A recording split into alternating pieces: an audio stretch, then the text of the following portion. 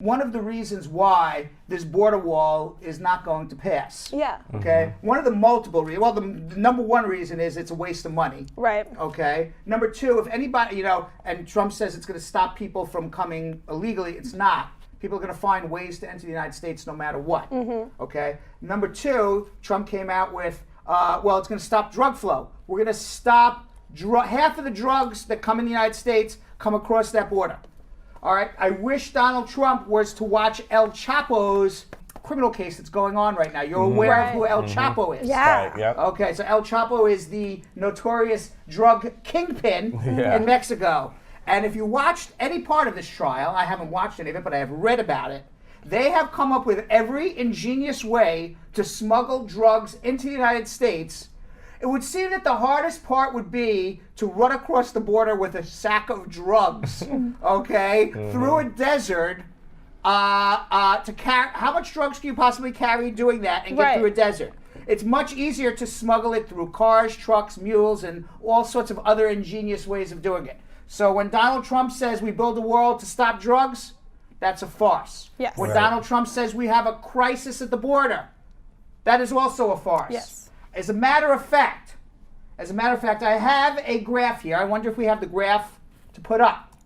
And the graph here is that the largest number of migrants that were caught crossing the border was in the year 2000. At Bill Clinton's last year, 1.6 million migrants were captured crossing the border. Wow. As of 2018, Crazy. the number is under 400,000. Wow. That means, look at that, the number of border crossings was at its peak in 2000 prior to the September 11th attacks on the World Trade Center. And since then, they have gone down dramatically. Number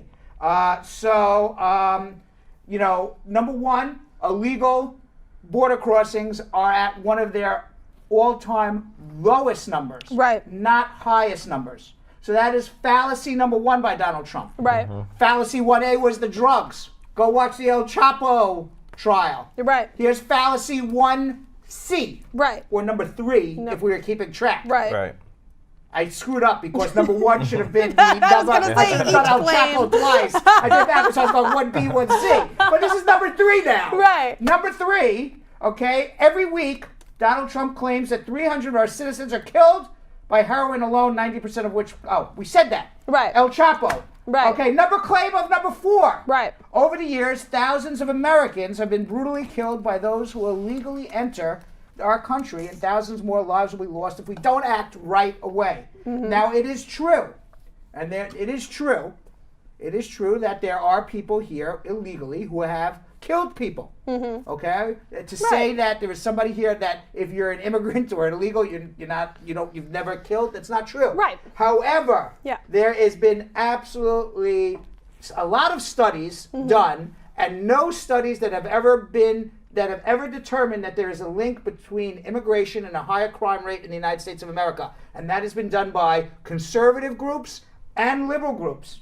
Texas, which has the longest border with Mexico and one of the largest populations of undocumented immigrants in any state, keeps track of immigration-related crime. And in Texas, they found that the rate of crime among undocumented immigrants was much lower than among native-born Americans. So here's the crime rate for native-born Americans for homicides, for people who actually kill. It's 3.1 out of 100,000 people were killed by native-born Americans, 2.6 out of 100,000 by undocumented immigrants. So the rates of crimes between undocumented immigrants and native-born Americans is actually undocumented immigrants is less. Now, there could be a reason behind it. I have multiple reasons behind it. Okay? Number one reason could be that if you're an illegal immigrant, you're going to actually watch yourself a little more closely. Right. Absolutely. Okay? Because you don't want to do anything to get yourself in Exactly. trouble or put yourself in a bad position. But number two, I thought about this, and it could very well be that maybe our immigration system really does work, and it's not broken.